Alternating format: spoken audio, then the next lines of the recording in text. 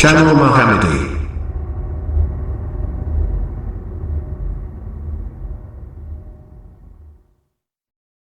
السلام علیکم ورحمۃ اللہ وبرکاتہ نحمدہ ونصلی علی رسولہ الکریم اما بعد۔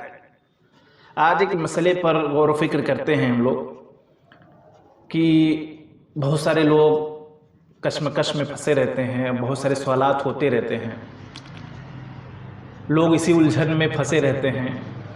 آیا کہ مشرک کے پیچھے، مشرک امام کے پیچھے یا کسی مشرک شخص کے پیچھے نماز درست ہوتی ہے یا نہیں، یا ایسا نماز جو مشرک کے پیچھے پڑی گئی ہے وہ نماز بارگاہ الہی میں قبول ہوگی یا نہیں؟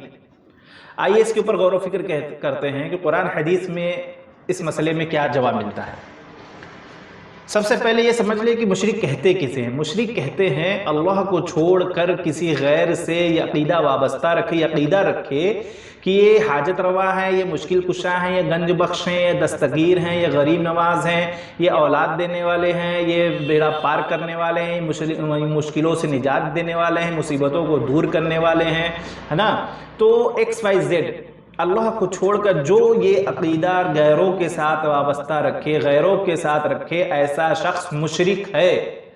تعویذ پر جو بھروسہ رکھے کہ تعویذ ہمیں شفا دیتی ہے، تعویذ کے ذریعے سے ہماری نجات ہوتی ہے، تعویذ کے ذریعے سے ہمارا کاروبار چل رہا ہے، ایسا شخص عقیدہ رکھنے والا، ایسا شخص مشرک کہلاتا ہے۔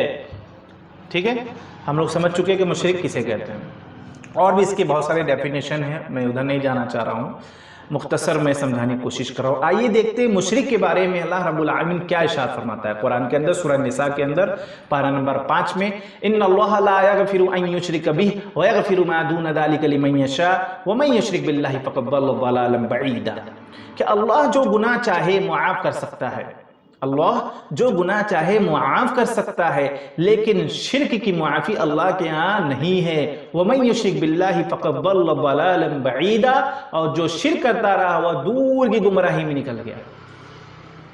یعنی ہم جو گناہ کریں گے، جانے انجانے میں جو ہم سے گناہ ہو جاتے ہیں، وہ اللہ غفور الرحیم ہے، معاف کر سکتا ہے، لیکن اگر شرک کی حالت میں ہماری موت ہو گئی تو اس کی بخشش نہیں ہے۔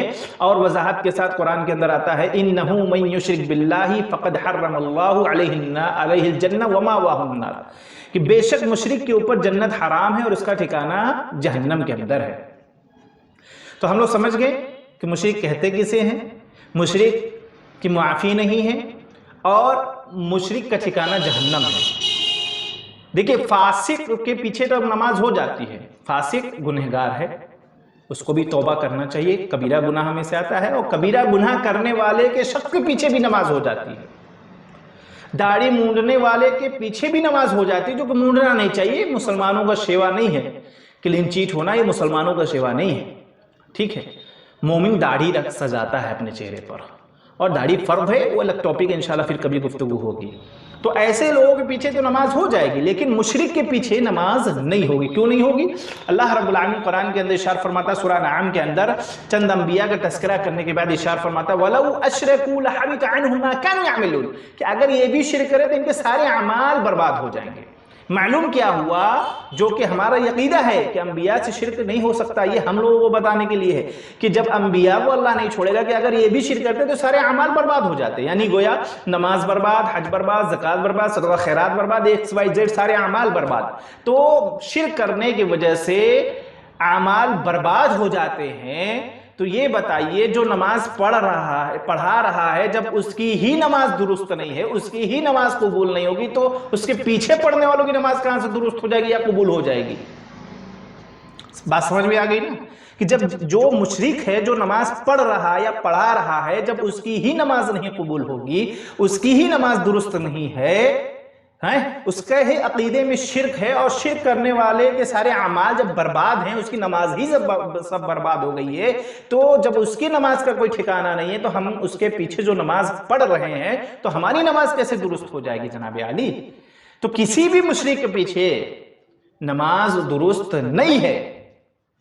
ٹھیک ہے، مشرک نجس ہوتا ہے، انما المشرکون نجس، کہ مشرک نجس ہوتا ہے، ایمان والا ناپاک ہے، یہ پلید ہے، اس کو توفیق اللہ دے کہ ہدایت پا جائے، توبہ کر لے، ورنہ پہلے کے جو مشرک تھے کم سے کم کشتی جب ان کی ڈگمگانے لگتی تھی، جب اپنے معبودان باطلہ کو پکارتے تھے، جب وہ مدد نہیں کرے تو اٹھا کو پھینک کر اللہ کو پکارنے لگے۔ اللہ ان کو جب خشکی پہ لا دیا تو پھر وہ بھول گئے اللہ۔ کم سے کم ان کی زبان پر مصیبت کے وقت اللہ کا نام آیا، لیکن آج کا جو مشرک ہے اٹھتے بیٹھتے اس کی زبان پر اللہ کا نام نہیں آتا ہے، غیر اللہ کا نام، یا علی مدد، یا غوث مدد، یا فلاں مدد، یا فلاں مدد۔ یہ ایسا مشرک ہے، یہ پلید مشرک ہے، اس کو توفیق ہی نہیں ہو رہا کہ اللہ کے نام زبان پہ لے۔ اور ان کے جو اجلاس ہوتے ہیں، ان کے جو جلسے ہوتے ہیں، بھائی دیکھو برا ماننے کی بات نہیں، حقیقت ہے یہ، اور حقیقت تھوڑی کڑوی ہوتی ہے اور حق بات کہنا چاہیے، جیسا کہ اللہ رب العالمین قرآن کے اندر ارشاد فرماتا ہے، یا ایھا الذین آمنوا اتقوا اللہ، یا ایھا الذین آمنوا اتقوا اللہ وقولوا قولا سدیدا، کہ اے ایمان والو اللہ سے ڈرو اور جب بھی بات کرو صاف ستھری سچی سچی۔ تو اللہ سے ڈرنا ہے، صاف ستھری بات، صاف ستھری جو سچی بات ہوتی تھوڑی کڑوی ہوتی، تو بھائی برا ماننے کی بات نہیں، اپنی اصلاح کرنے کی۔ ان کے اجلاس میں بھی دیکھو الا ماشاءاللہ، ورنہ اکثر بیشتر اجلاس کا جو حال ہے صرف اور صرف شرک یا کلمہ، زبان پر اللہ رسول کا نام آتا ہی نہیں، صرف اور صرف فلانے بزرگ فلانے بابا، فلانے بولی فلانے بزرگ فلانے بابا، فلانے ولی فلانے بزرگ فلانے بابا، ہے نا۔ ان کا جو عقیدہ، ان کا جو دین ہے صرف کھانے کھلانے پر ہی ٹکا ہے۔ یہ حلوہ، یہ 11ویں، یہ 12ویں، یہ 13ویں، یہ محرم کا تیجا، یہ 40واں، یہ قرآن خوانی، یہ فاتحہ، یہ نیاز، صرف کھاؤ صرف کھاؤ، کھلاؤ کھاؤ کھلاؤ کھاؤ، بس اسی پر ان کا سارا دین ٹکا ہوا ہے۔ واللہ بول رہا ہوں، اگر توبہ تو سفارش کی جو امید لگائے نا، لات مارے جاؤ گے، دھتکارے جاؤ گے وہاں سے۔